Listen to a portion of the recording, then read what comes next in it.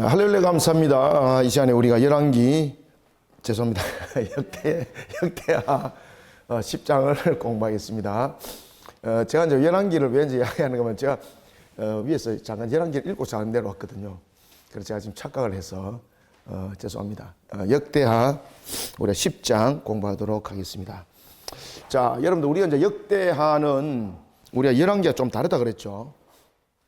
열왕기는 그 역사적 사건들이 중심적인 테마였다면은 역대기는 언약적 관점이에요. 그래서 보면은 오늘 본문에 이제 10장에 특히 보면은 우리가 열왕기서에 나타나는 이 북이스라엘과 남유다가 이제 갈라지는 그 역사에 대한 내용을 다루고 있을 때에 그 내용을 딱 주목을 하셔야 돼요. 이게 지금 에스라가 어떤 생각을 가지고 있는가를 이 10장에서 확인하게 할 수가 있어요.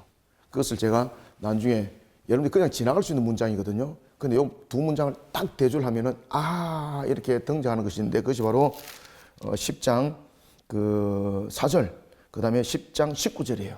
이것을 둘로 딱 연결시키면은 뭔가가 답이 있어요. 자, 그 전에 우리가 이스라엘 역사를 우리가 잠깐 봅시다.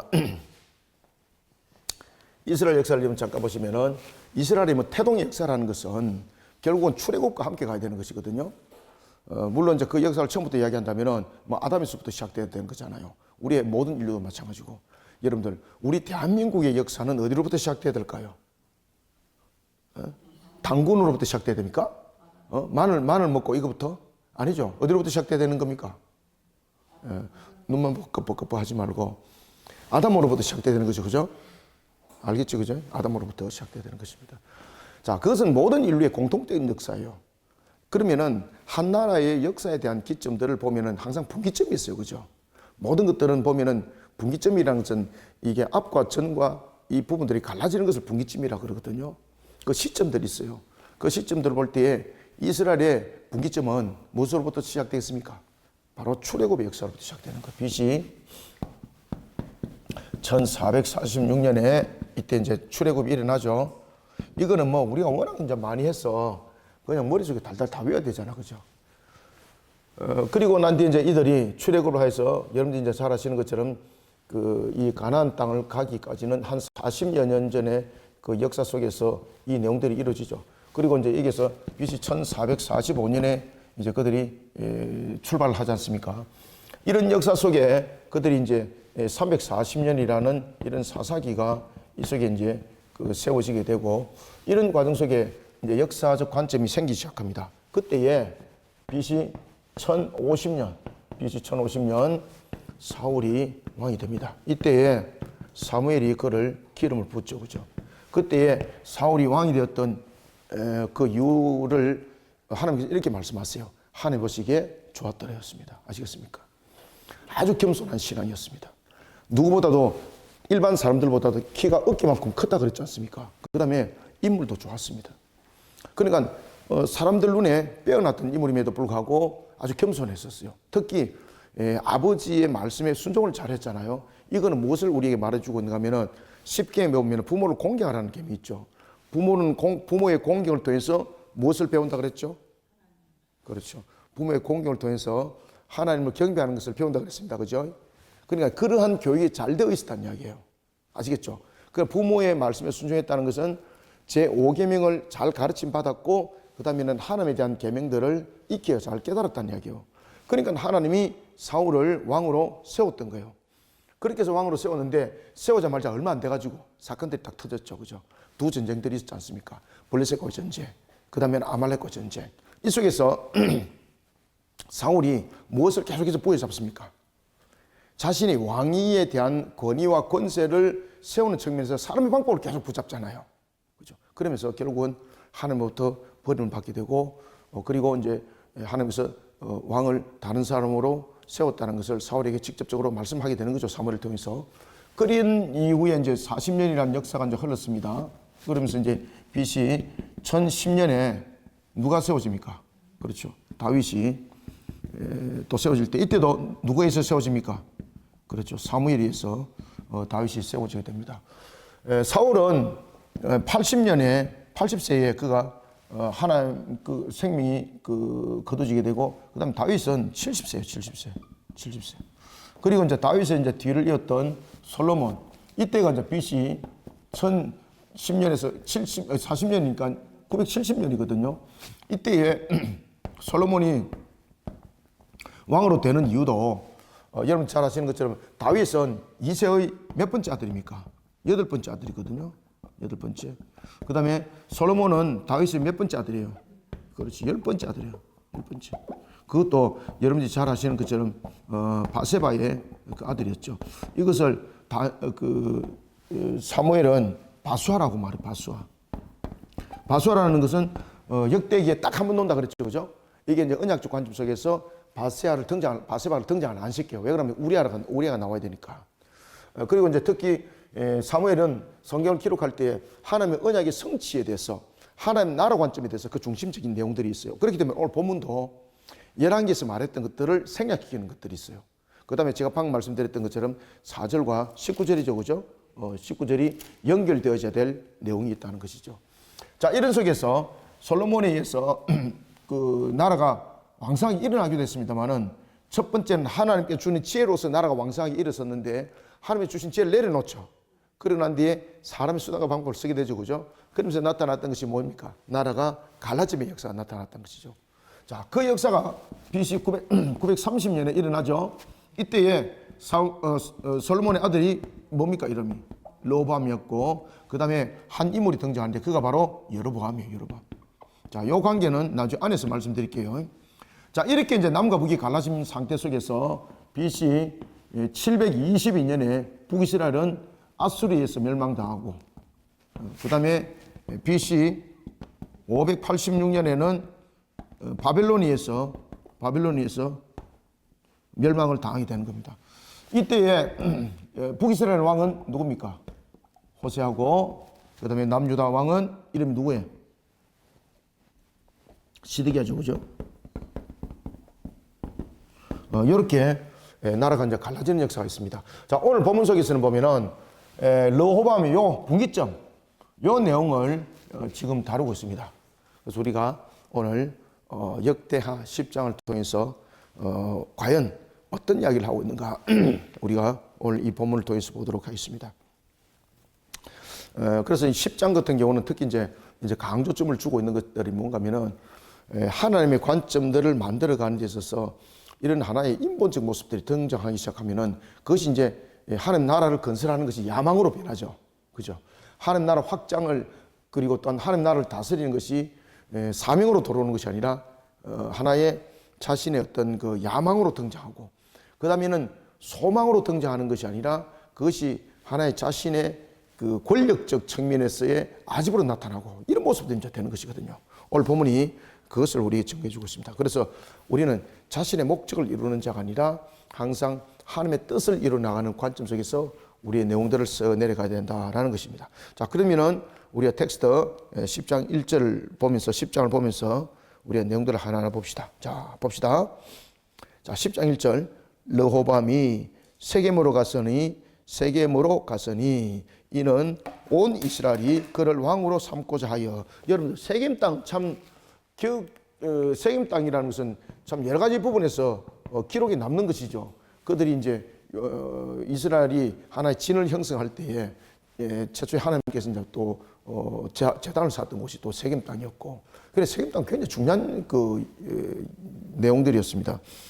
르호보암이 세겜으로 갔습니다. 세겜으로 간 이유는 무엇입니까? 그 세겜으로 간 이유는 그 르호보암 1세가 그 북이스라엘을 중심으로 하여서 반란을 일으켰던 것이거든요. 이제 뒤에서 이제 우리가 이제 또 보기는 하겠습니다만은, 여러분 르호보암이 세겜으로 가게 된 이유가 가장 큰 원인의 출발점은 솔로몬으로부터 시작됐던 거죠. 이때 이제 솔로몬이 성전을 짓고 왕궁을 짓고 이러면서 이제 여러 가지 왕궁만 짓는 것이 아니라 또 밀곰 신전도 짓고 뭐 이런 일들로 하지 않습니까? 자신의 이제 주변에 어떤 요새도 만들었고 여러 가지 이제 일들을 하면서 결국은 이제 그 공사를 하려면 돈이 있어야 되는 거잖아요.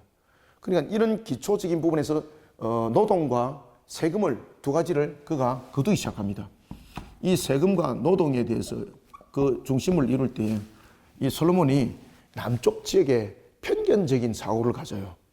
그리고 북쪽 지파에 더 많은 세금을 징수를 하게 되고, 그다음에 노동 인력도 그 속에서 더 많이 이렇게 끌어당기기 시작합니다. 그때에 이 노동과 세금을 북쪽 지파에 거둬들이는 것에 있어서 하나의 관리적 측면의 그 내용들을 이끌어갈 사람이 필요했던 것이죠. 그때 솔로몬이 누구를 세우겠습니까?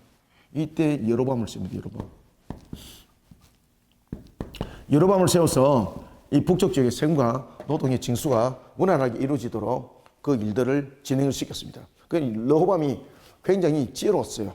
굉장히 지혜롭고 그다음에 통솔력도 굉장히 있었고 그다음에 굉장히 카리스마적이었어요. 그 백성들한테 북쪽 지파한테 굉장히 인기가 좋았습니다. 그런데 솔로몬이 가만히 보니까 이게 여로보암이 세금과 노동을 징수를 하면서 북쪽을 이상하게 규합하기 시작하는 거예요. 그래서 솔로몬이 딱 들을 때에 이 르호보암이 무엇을 한다고 봤겠습니까?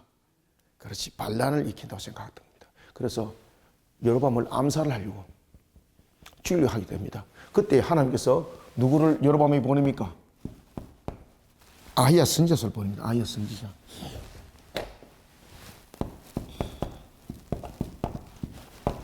아히야 선지자를 보내서 여로보암에게 하나님께서 그에게 북쪽 지파 10지파 반을 준다는 것을, 그죠? 10지파를 반을 준다는 것을 그에게 이야기를 하게 됩니다.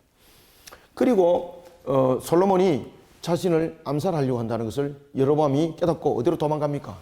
애굽으로 도망갑니다. 애굽. 여로보암이 굉장히 카리스마도 있지만 사람 관계라든지 이런 부분들이 굉장히 잘 되어 있다 그랬죠. 그죠? 굉장히 지혜롭고. 그래서 애굽에 내려가서 애굽의 왕족처럼 사는 겁니다. 그리고 이제 애굽에 그 당시 이제 왕이 애굽을 다스릴 수 있는 마치 양자와 같은 그런 모습으로 여로보암을 받아들였던 거예요. 그래서 여로보암이 애굽에서 단단하게 조직을 구조하는 겁니다. 그때에 북이스라엘에서는 이제 솔로몬이 죽음에 이르렀다는 것을 이제 북쪽 지파로부터 여로보암이 듣게 되는 거죠. 그때에 북쪽 지파가 여로보암을 초대를 하는 겁니다. 당신이 우리의 다스리는 자가 되게 하여 주옵소서. 이게 맞느냐 이 말이에요. 아시겠습니까? 물론 솔로몬이 죄를 범한 부분들은 있지만은 하나님께 그가 거르지 못한 그런 부분들. 그러나 이 여로보암에 대해서 사무엘은 오늘 우리가 이제 본문에서는 에스라는 이 여로보암의 이 행위에 대해서 좋지 못한 것으로 딱 봅니다. 나중에 그것은 뒤에서 내용들을 보면서 갑시다. 그래서 르호보암이 세겜에 갔다 하는 것은 그 당시에 이제 여로보암이 세겜에 간 이유는 이와 같이 북쪽 지파가 반란을 일으켰던 거예요. 그러니까 이것을 이제 잠재우기 위해서 그가 왕의 권위로서 간 겁니다. 그런데 왕의 권위로서 갔는데 그 왕의 권위로서 간 그 현장에서 이미 사달은 난 것이었습니다. 왜 그런가 하면은 르호보암의 자세가 하나님의 나라의 왕으로서의 모습이 아니었던 것입니다. 그러니까 그가 다스리고 군림하고 이런 속에 그 모습들을 바라보기 시작하는 겁니다. 그 속에 이제 나라가 이렇게 쪼개지는 것을 이야기를 합니다. 르호보암이 세겜으로 갔으니 이는 온 이스라엘이 그를 왕으로 삼고자 하여 세겜에 이르렀음이더라. 느밧의 아들 여로보암이, 여로보암은 이 느밧이라고 하는데 여러분들이 이제 이 여로보암에 대해서도 물론 잘 아시겠지만은 여로보암은 어머니가 과부였습니다. 그죠? 속된 말로 말하면 소외된 가정이었는데 이 여로보암이 걸출한 인물이었습니다. 그러니까 굉장히 지혜롭고 사람들의 어떤 관계적 측면도 설정을 잘하고 카리스마도 있고 그런 인물이었습니다. 그러니까 이게 솔로몬에게 소문이 들려졌고 솔로몬이 그를 채용한 겁니다. 아시겠습니까? 그렇게 된 겁니다. 자, 그런 여로보암이 어떻게 되는가 보십시오. 느밧의 아들 여로보암이 전에 솔로몬 왕의 낯을 피하여 애굽으로 도망하여, 이게 이제 무슨 이야기인가 하면은 제가 앞에 말씀드렸던 바로 이 문제입니다. 북쪽 지파의 세금과 노동력을 성전을 짓고 그다음에 궁전을 짓고 그다음에 각 성벽들을 세우고 그다음에 이제 보급창들을 만들어가는 부분에 대해서 많은 세금과 노동력이 필요했습니다. 그 북쪽 지파의 그런 세금과 노동력을 끌어당기는 인력으로서 총감독이었습니다. 솔로몬이 그를 세웠는데 처음에는 그 소문을 듣고 그를 세웠는데 일을 참 잘하는 거예요. 그런데 가면 갈수록 어떤 일이 나겠습니까? 북쪽 지파를 자기 중심 세력으로 만들어가기 시작하는 거죠. 그러니까 나중에 보니까 북쪽 지파가 솔로몬과 떨어지기 시작하는 겁니다. 야, 요게 반란을 일으키려 하는 것이구나. 그래서 여로밤을 죽이려고 할 때에 여로밤이 그 소식을 알고 도망갑니다. 그 전에 아히야 선지자가 여로밤에게 너에게 하나님께서 북쪽 지파에 그 지경을 줄 것이다. 그러니까 너는 다윗처럼 하나님의 말씀을 잘 지켜 준행하라. 그러면은 너의 후손이 그 북쪽 지파를 영원히 다스릴 거고 남쪽 지파는 하나님께서 이미 다윗과의 언약을 맺었던 부분에 대해서 남쪽 지파는 여전히 다윗의 후손을 통해서 다스림을 받을 것이다. 그렇게 이제 예언의 말씀을 줬었는데 그 예언의 말씀을 준 지 얼마 안 돼서 바로 이 암살 사건이 알게 되어졌고 그리고 그가 도졌던 것이 바로 애굽이었습니다. 그러니까 이 애굽에서는 그가 마치 왕자처럼 왕족처럼 살아갔던 것입니다. 애굽으로 도망하여 있었더니 이 일을 듣고 여로밤이 애굽에서부터 올라왔더라. 이제 애굽에서부터 이제 올라오는 거죠. 솔로몬이 이제 죽었다는 소식을 이제 듣게 된 거죠. 자, 3절 무리가 사람을 보내어 그를 불러왔더라. 자, 여기서 잘 보세요. 이게 이제 이런 부분들에 대해서 그 에스라가 단어 하나하나도 굉장히 신경을 많이 썼다는 것을 우리가 알 수가 있어요. 이것은 에스라의 내용이기도 하지만 하나님께서 그 내용을 우리에게 지금 조명해 주고 있는데, 자, 여러분, 여로보암은 단수죠. 그럼 여기서 온 이스라엘은 단수일까 복수일까? 자, 여로보암은 한 명이기 때문에 단수를 써야 되는 것이 맞죠, 그죠? 이거 복수로 쓰면 안 되죠, 그죠? 이거 복수로 쓰면 이거 뭐 안 되는 거잖아요. 그러면은 자, 여기서 온 이스라엘이라고 그랬어요. 그럼 여기서 온 이스라엘은 어디입니까? 북쪽에 10지파죠, 10지파. 그죠? 더 정확하게 말하면 10지파 반. 10지파 반이 여기 반은 무엇입니까? 예? 베냐민 지파죠. 베냐민 지파가 북쪽으로 반, 남쪽으로 반 갈라집니다. 자, 그러면 온 이스라엘이라는 것은 10지파, 다시 말하면 10지파 반을 말하는 것이거든요. 그러면은 여기 온 이스라엘은 단수를 써야 돼요, 복수를 써야 돼요? 원래는 복수인데 뭘 썼을까요? 맞아요. 아, 이거 똑똑하시네, 전부 다. 그러면은 왜 에스라가 단수를 썼을까요? 눈만 끄뻑끄뻑 하지 말고, 그래서 앞에 이야기 싹 다 했잖아요. 그죠? 이걸 단수를 썼어요. 자, 이게 뭔가 하면은 여러분들, 민심이 얼마나 무서운 걸 잘 아셔야 돼요, 여러분들요. 아시겠습니까? 지금 이게 온 이스라엘이 단수를 썼다는 것은 하나처럼 되어버렸다는 겁니다. 하나처럼. 이게 북쪽 지파가 하나로 될 수 있는 지파가 아니죠. 여러분, 이스라엘의 특징이 뭐예요? 내 목의 혈통을 통해서 마치 12민족과 같은 그런 유형을 가지고 있었잖아요. 그죠? 자기들끼리 막 동족 상잔에 대비극이 일어나고 사사기 일어났잖아. 그죠? 그런 지파거든요. 근데 하나 될 수 있습니까? 이 단수를 딱 썼어요. 이게 뭔가 하면은 민심의 흉악함을 통해서 이게 하나가 되어버렸다는 겁니다. 누가? 여로보암과 온 이스라엘이 하나가 됐다는 이야기예요. 그래서 단수를 딱 쓰고 있어요. 아시겠죠? 무리가 사람을 보내어 그를 불렀더라. 여로보암 단수, 온 이스라엘 단수. 이건 무엇을 말하고 있다? 그렇지. 민심이 규합을 이뤄서 그냥 하나로 만들어. 원래는 흩어져 있는 10조가리가 나야 되는데 하나처럼 됐다는 이야기예요. 아시겠습니까? 그러니까 얼마나 무섭겠습니까, 이게? 온 이스라엘이 와서 르호밤에게 말하여 이르되 왕의 아버지께서 우리의 멍에를 무겁게 하였으나, 여기서 멍에는 뭡니까? 세금과 노동입니다. 세금과 노동. 세금과 노동. 자기들 볼 때에 완전히 편견인 거예요. 근데 사실 편견이었습니다, 이게. 특히 이제 북쪽 지역에 보면은 그 수학들을, 곡식들을 많이 거두어서 히람에게 막 보낸 부분들도 그 북쪽에 있는 부분들을 많이 활용해서 쓰거든요. 그런가 하면 세금을 거둘 때도 북쪽 지파들이 훨씬 부과된 세금이 많았어요. 그런데 여기 대해서 솔로몬 때는 말 못했지만은, 왜 우리가 이제 대체로 이제 보면은 이제 교회도 이제 개척을 하면은 당회가 개척했던 목사님한테는 힘을 별로 사용하지 못하지만 그 목사님이 은퇴하고 다른 목사님 따오잖아요. 그럼 당회가 주인 노릇 하려고 그러죠, 그죠? 인간사가 거의 막 비슷합니다, 인간사가. 지금 여기서도 솔로몬이 있을 때는 꼼짝하지 못했는데, 이제 솔로몬이 탁 그냥 죽음이 이르자 바로 그냥 들고 일어났던 거예요. 야, 여러분들, 이들이 솔로몬에게 왜 불만을 토해내지 못했을까요? 그 당시에 민심은 이미 흉흉했거든요. 그래서 솔로몬이 가지고 있는 조직들이 있었잖아요. 그것을 가지고 전부 다 억압을 했던 겁니다. 솔로몬이 굉장히 지혜도 있었잖아요, 그죠? 그리고 이제 솔로몬이 말년에는 이 자신의 이 대적들 되는 자들은 전부 다 카텐했습니다. 다윗과 같은 그런 모습이 아니었어요.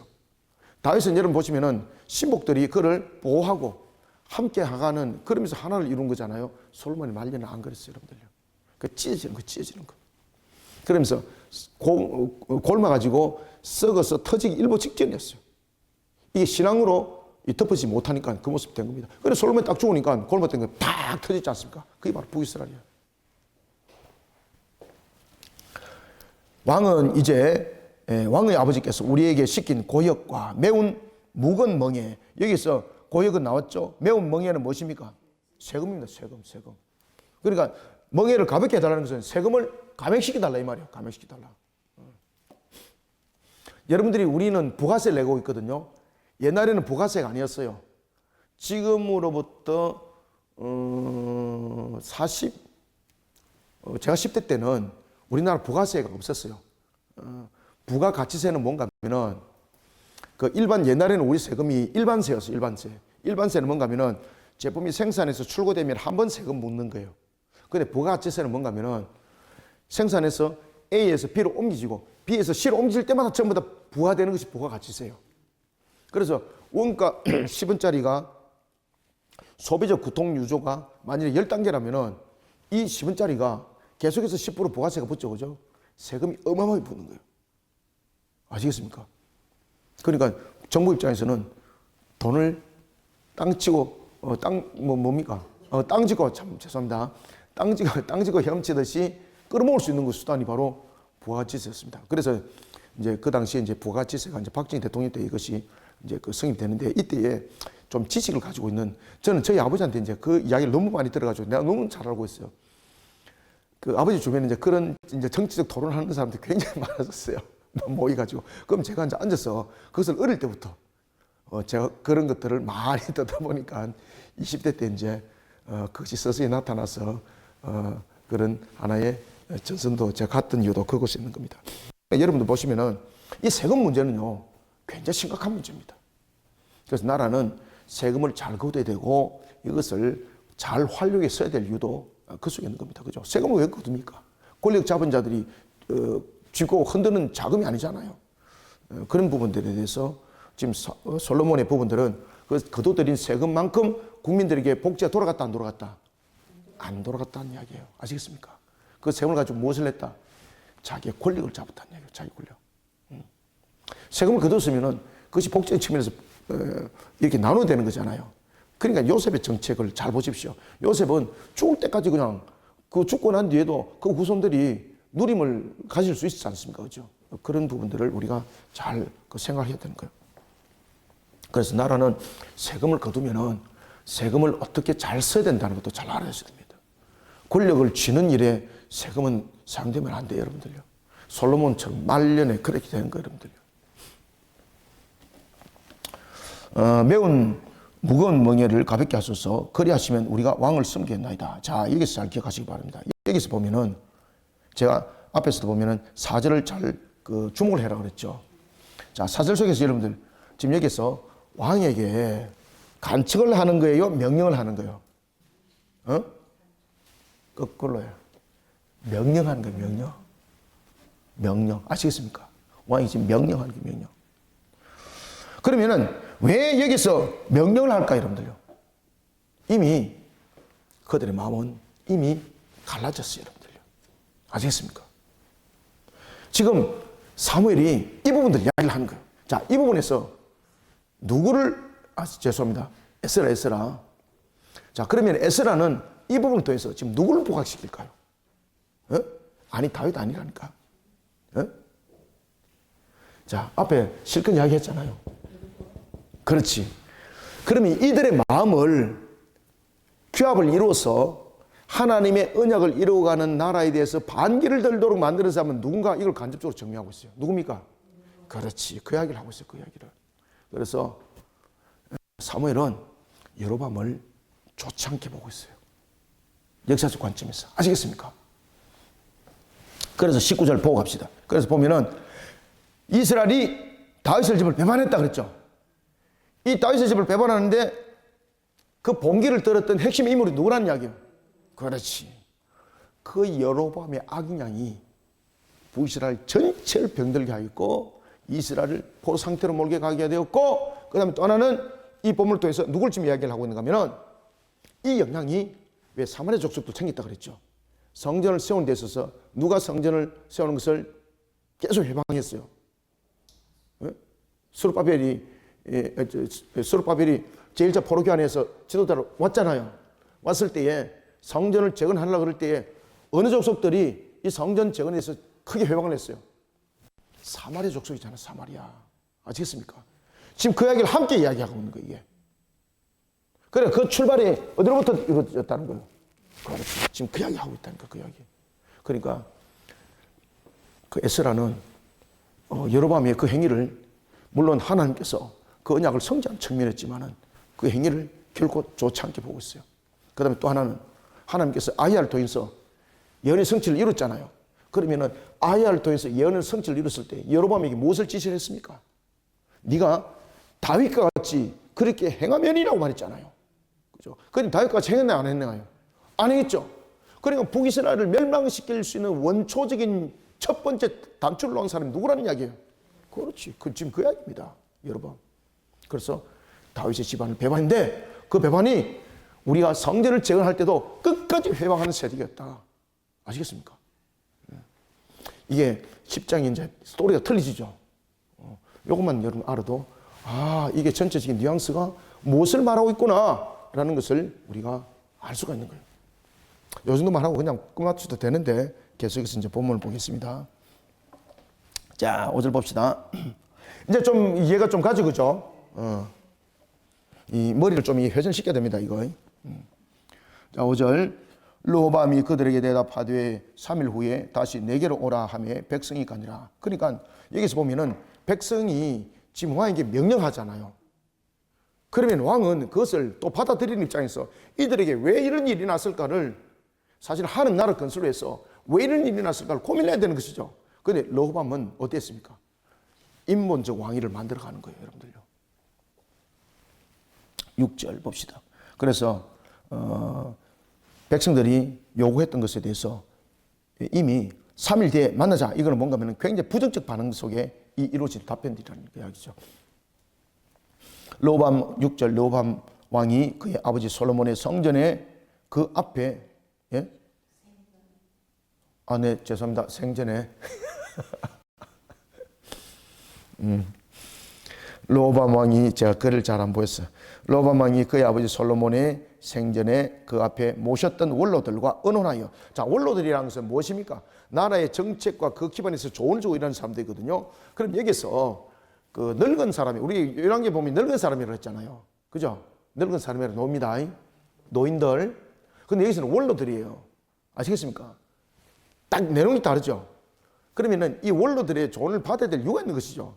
그러면서 이 원로들이 세워진 것은 하나님의 나라 관점 속에서 나라가 반드시 세워지기를 이끌어가는 사람들이었습니다. 그러니까 여전히 솔로몬에게는 이와 같이 세속적인 사람도 있었지만은 여전히 이 원로들 속에는 하나님의 나라의 건설을 위해서, 하나님 나라의 중심을 위해서 헌신하는 그러한 하나의 지혜자들이 있다는 이야기예요.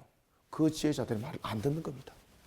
아시겠습니까? 우리가 세상의 맛을 딱 보기 시작하면은 여러분들 단맛을 우리가 보면 설탕이란 단맛을 보기 시작하면 약 먹으려고 그럽니까? 쓴맛의 약을 안 먹으려고 그러지. 그죠? 딱 르호보암이 그래 된 겁니다. 아시겠습니까? 르호보암 왕이 그의 아버지 솔로몬의 생전에 그 앞에 모셨던 원로들과 의논하여 이르되 너희는 이 백성에게 어떻게 대답하도록 권고하겠느냐 하니 그들이 대답하여 이르되 왕이 만일 이 백성을 후대하여 기쁘게 하고 선한 말을 하시면 그들이 영원히 왕의 종이 되리다 하나. 자, 여기서 이제 이스라엘 왕에 대한 관점은 이방 나라의 왕처럼 되면 안 됩니다. 이 뜻입니다, 이게. 지금 이해됐죠, 그죠? 이방 나라 왕은 권력과 자신의 권위를 통해서 압제하는 거잖아요. 왜? 자기 중심이니까. 근데 하나님의 나라 왕은 그게 아니잖아요. 하나님 나라 왕은 무엇이 중심이 되어야 되는 거예요? 백성을 깨닫게 하고 알게 하여서 하나님께로 이끄는 역할이잖아요. 그래서 이스라엘 왕은 중보자잖아요. 맞죠? 네. 이스라엘 왕은 중보자입니다. 눈을 또렷또렷하게 뜨고 저를 쳐다보시기 바랍니다. 제가 지금 여러분들이 멀리 잘 안 보이기 때문에 또렷또렷하게 뜨고 광채를 바라시기 바랍니다. 그러니까 세상 이방 나라 왕과 하나님 나라 왕은 다른 부분들이죠. 이미 세울 때부터 그랬지 않습니까? 그런데 르호보암의 모습이 이방인의 왕의 모습이었어요. 아시겠습니까? 그러니까 이방인의 왕의 모습이 되니까 그 주변에 누가 있겠습니까? 여러분들, 냄새 나는 음식이 있으면 반드시 여름에 무엇이 날라옵니까? 맞습니다. 파리가 날라오면은 그 속에 좋은 거 뿌려놓고 가나요? 안 그러면 무엇을 뿌려놓고 가나요? 맞습니다. 예? 방금 뭐 떡볶이 말했어요? 아.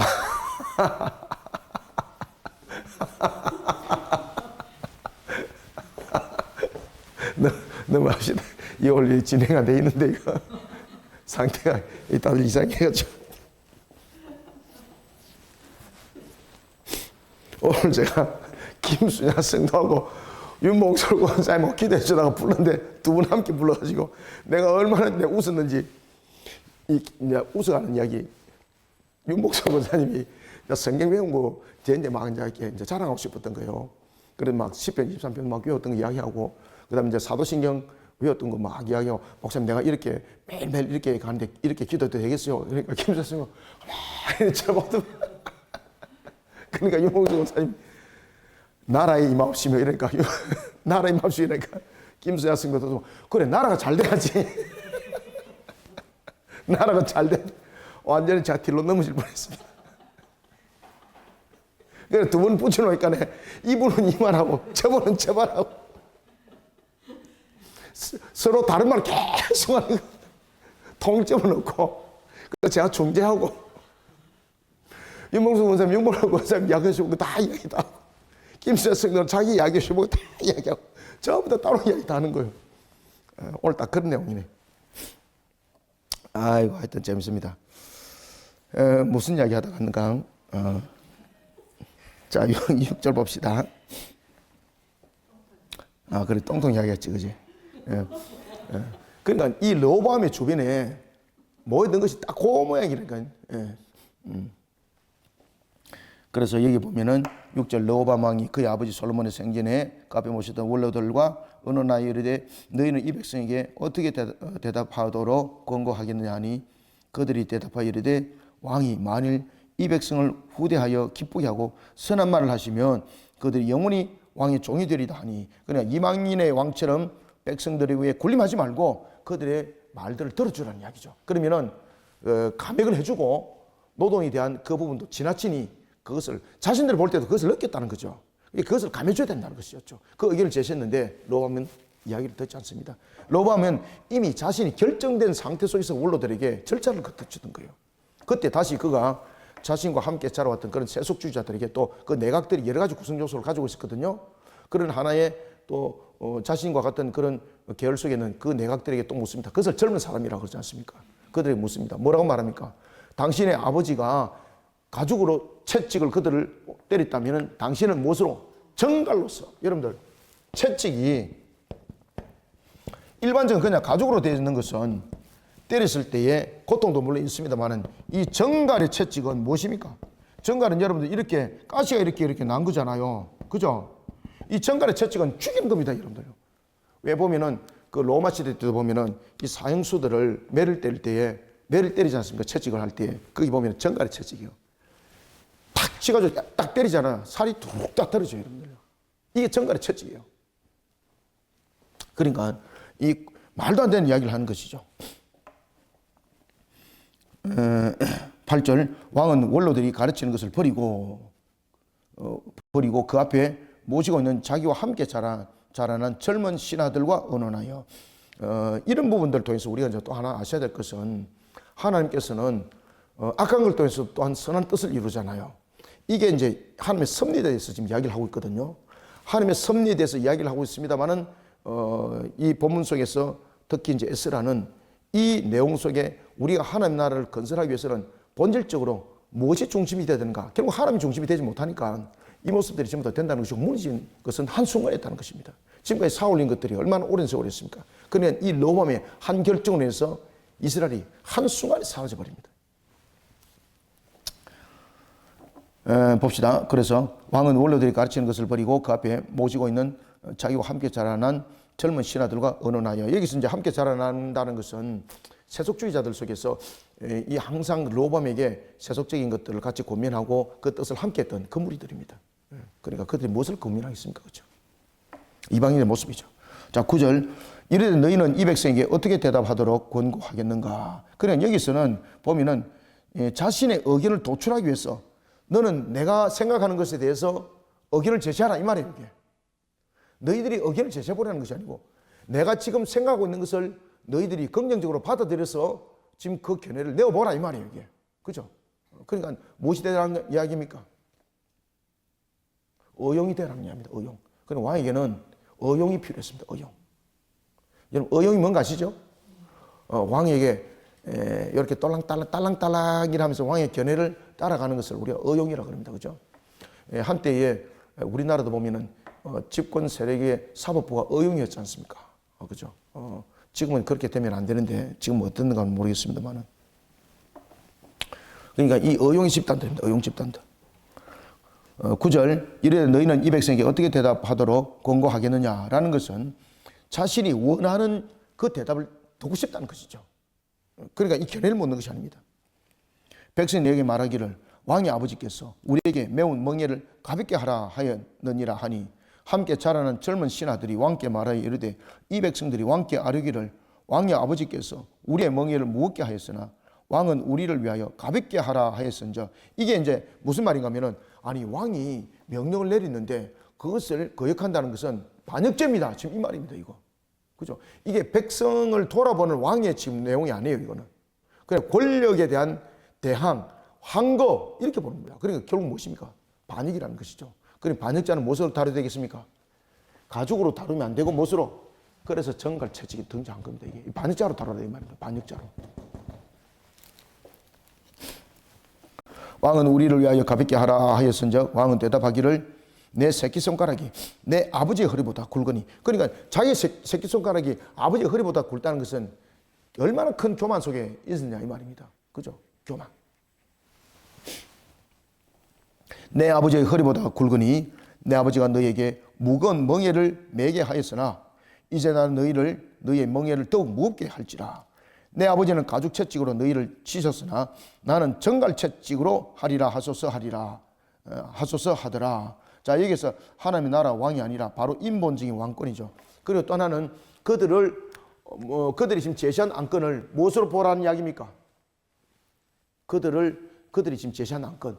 자, 지금 세금을 감해 주세요. 그 다음에 노동에 대해서 감해 주세요. 라고 말했을 때 이것을 무엇으로 보라는 이야기입니까? 이것을 반역행위로 보라는 반역행위. 그래서 반역행위는 일반적 법 집행의 채찍을 다루면 안 된다는 거예요.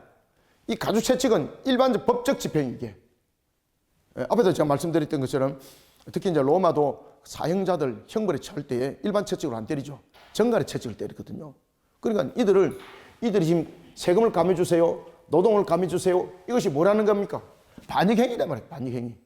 그런데 반역행위로 다스려야 됩니다. 이 말이에요. 이거 들으니까 딱 맞을 것 같거든요. 그래서 정갈의 채찍을 들려고 합니다. 여기서 이제 모르지는 겁니다. 3일 만에 12절 3일 만에 여로보암과 모든 백성이 르호보암에게 나왔으니 여기서 여로보암과 모든 백성 북쪽 지파죠. 그죠? 이미 그들은 르호보암에 비해 군대를 형성해서 왔습니다. 이미 여차하면 대적하겠다는 겁니다. 그죠? 3일 만에 여로보암과 모든 백성이 르호보암에게 나왔으니 이는 왕이 명령하여 이르기를 3일 만에 내게로 다시 오라 하였습니다. 이것은 왕의 말에 순종하는 내용이 아닙니다. 이거는 3일 만에 그들이 솔로몬의 말처럼 르호보암의 말처럼 3일 만에 왕 앞에 놓았습니다. 이 말은 왕의 말에 순종하는 것이 아닙니다. 순종하는 것이 아니고 자신들의 요구 사항에 대해서 왕이 복종하는가 이걸 확인하러 온 겁니다. 이게 명령했잖아요 이미. 그죠? 자신들이 명령한 것에 대해서 지금 이 왕은 복종하고 있는가 이 말입니다. 그러면은 잘 들으셔야 됩니다. 만약에 르호보암이 이 세금을 감해주고 노동을 감해줬다면은 그러면 그들이 르호보암의 입장을 따랐을까요? 안 따릅니다. 이미 그들은 누가 왕이 돼서 나왔습니까? 그렇지. 여로보암이 이미 왕이 돼서 나왔잖아요. 에스라가 그것을 딱 조명하고 있습니다. 이미 하나님의 나라로서 하나의 관점으로 돈 것이 아니라 이미 분열시킨 원인으로서 지금 여로보암을 등장시키는 거예요, 이게. 아시겠습니까? 분열의 원인자. 그리고 단 이 분열의 원인자였던 여로보암이 여러분 잘 아시는 것처럼 베델과 단에 특히 이제 베델이 금송아지 우상을 만들고 베델과 단에 우상의 제단을 만들었어. 그 다음에 또 여로보암이 또 무엇을 했습니까? 절기를 싹 다 바꿔버리죠. 그죠? 그러면서 이스라엘을 완전히 그냥 하나님으로부터 멀어져 가게 만들었던 인물로서 지금 이 에스라는 그것을 기억하고 지금 이야기를 하는 겁니다, 지금. 봅시다. 그래서 13절 왕이 포악한 말로 대답할지에, 여기서 그냥 포악한 말이라는 것은 선전포고라는 이야기죠. 포악한 말로 대답할지에 르호보암이 원로들의 가르침을 버리고 젊은 신하들의 가르침을 따라 그들에게 말하여 이르되 내 아버지는 너희의 멍에를 무겁게 하였으나 나는 더 무겁게 할지라. 내 아버지는 가죽 채찍으로 너희를 치셨으나 나는 정갈 채찍으로 치리라 하리라. 자, 여기서 보면은 역대기가, 자, 이스라엘이 남과 북으로 갈라지는 그런 원인을 지금 그 여로보암과 르호보암에게 지금 옮겨놓고 있어요. 아시겠습니까? 솔로몬의 이야기가 끄잡아 당기는 것은 나중에 뒤에 잠깐 나타나요. 아이야에 관한 그 내용을 잠깐 나타나고, 지금 여기서 그 에스라가 남부가 북이 갈라지게 되었던 그 이유를 르호보암과 여로보암을 보는 거예요. 그러니까 결국은 하나님의 나라를 자신들의 권력과 자신들의 아집을 키우는 것으로서 그 권력을 사용하면서 나라가 두 동가리가 났다는 이야기죠. 그러니까 이스라엘의 왕은 제일 중요한 것은 하나님께서 주신 그 사명에 대해서 중보자가 되어야 된다는 것이죠. 하나님의 말씀을 지켜주는 측면에서 왕은 모범이 되어야 되고 본이 되어야 되고, 그 다음에는 백성들로 하여금 하나님의 말씀을 잘 지키는 측면에서 중보적 역할을 해야 되는 것인데 그것을 전부 다 던져버렸다는 거죠. 그 던져버린 역할 속에서 누가 있었다는 겁니까? 그렇죠. 1번은 르호보암, 2번은 누구? 여로보암. 이 둘이 있었다는 겁니다. 그리고 여기서 여러분들에게도 나타나는 내용 속에 여기서도 보면은 그 르호보암이 자신과 함께했던 그 동료들이 분명히 이것을 전갈의 채찍으로 이것을 다루라 그랬잖아, 그죠? 그럼 전갈의 채찍은 무엇이라 그랬습니까? 반란으로 다루라, 반란, 그죠? 반란 세력, 반란으로 다루라. 그리고 르호보암이 딱 그런 이야기합니다. 너희들은 반란 세력이다. 그러면 반란 세력이라면은 반란 세력은 바로 죽음이잖아요. 그럼 그들이 살려고 하면 어떻게 됩니까? 르호보암과 싸워야 되잖아요. 그래서 바로 그들이 거기에서 그 현장에서 군사를 바로 일으킵니다. 르호보암이 깜짝 놀라서 도망가잖아요. 자, 봅시다. 14절 젊은 신하들이 가르침을 따라 그들에게 말하여 이르되 내 아버지는 너희의 명예를 무겁게 하였으나 나는 더 무겁게 할지라. 내 아버지는 가죽 채찍으로 너희를 치셨으나 나는 정갈 채찍으로 치리라 하니라. 이것을 무엇으로 본다? 너희들을 반란자로 이긴다 말입니다. 반란자로. 그러면 반란자로 이긴다는 것은 여로보암을 비롯한 그 어두머리들은 어떻게 되는 겁니까? 극형입니다. 극형. 그럼 살려면 어떻게 됩니까? 결국은 르호보암을 죽여야 되는 거지 않습니까? 자, 그 속에서 이제 역사, 이제 그들이, 내용들이 이제 전개되는 겁니다. 15절 왕이 이같이 백성의 말을 듣지 아니하였으니 이 일은 하나님께로 말미암아 난 것이라. 여호와께서 전에 실로 사람 아히야로 하여금 느바스의 아들 여로보암에게 이르신 말씀을 응하게 하심이더라. 이러면서 그냥 탁 넘어가요. 아시겠죠? 그러면 이 속에서 하나님께서 아히야를 통해서 그 뜻을 이룰 것을 말씀할 때는 이미 솔로몬에서부터 이렇게 사건이 전개되었던 우상의 내용들이거든요. 우상 숭배에. 그래서 하나님께서 뭐라고 말씀하셨습니까? 솔로몬에게 나타나셔서, 꿈에 나타나셔서 내가 너희 아버지 다윗만 아니었다면 진노하죠. 너를 당장에 그냥 죽였을 것이다. 근데 내가 너희 아버지 다윗과 그 약속을 내가 지킨다. 그렇지만은 이 나라는 너희 아들 때에 나라가 나눠질 것이다. 너가 속한 것은 예루살렘이다. 그죠? 자, 하나님께서 언약의 성취적 측면에서의 이 내용들을 전개해 나가면서 남유다를 항상 남겨둬요. 예루살렘을 남겨둬요. 그러면 그것은 무슨 이야기인가 하면은 하나님의 언약의 성취적 측면에서는 예루살렘이라는 이 성전, 하나님의 나라라는 신앙, 이것이 언약의 관점이라는 거예요. 그래서 남과 북이 흩어졌을 때도 나중에는 결국은 하나님께서 하나로 만들어가는 것을 포로기로, 하나님께서는 악한 걸 통해서 선한 뜻을 또 이룬다 그랬죠, 그죠? 그러니까 포로기를 통해서 이스라엘을 하나로 만들어가요. 그때도 여러분 보시면은 이스라엘의 모든 관점은 우리가 그 에스겔서도 봤죠, 그죠? 두 막대기 기억나죠? 두 막대기 보면은 하나는 남유다 지파를 대표하는 막대기, 또 한 막대기는 북쪽 지파에 대한 막대기. 이 북쪽 지파에 대한 막대기가 어디로 붙습니까? 남쪽으로 붙이잖아요. 그러면은 하나님께서 회복을 시키는 것도 보면은 12지파가 쪼가리 나가지고 흩어져 있는 그 상태 속에서 하나님께서 포로기를 하나로 만들어 갈 때도 성전이 있는 예루살렘을 중심으로 이들을 하나로 만들어 간다는 이야기예요. 그래서 예루살렘에 돌아온 것도 중심적인 세력들이 누가 돌아옵니까? 대부분 다 전부 첫 번째, 두 번째, 세 번째 모든 포로 기간에 전부 다 유다 지파가 중심이 돼요. 아시겠습니까? 유다 지파와 베냐민 지파. 아시겠습니까? 남쪽 베냐민 지파들이 대부분 그 중심을 이뤄요. 이런 부분들의 내용들을 지금 에스라는 딱 머릿속에 담고 지금 이 기록을 하고 있는 거예요. 그러면 끝까지 보자. 끝까지 회방한 세력들은 누군가? 그러니까 이런 여로보암의 그 영향을 받았던 바로 이 북쪽 지파 지형을 가지고 있던 그들이었다. 그러면서 남주 19절에서 다윗의 집을 오늘까지 배반하고 있다. 그죠? 오늘까지 배반하고 있으면서 예루살렘으로 돌아올 때도 여전히 이와 같이 하나님의 언약적 관점 속에서는 유다 지파가 중심이, 물론 이런 사고는 쳤지만은 유다 지파가 중심이 되었죠.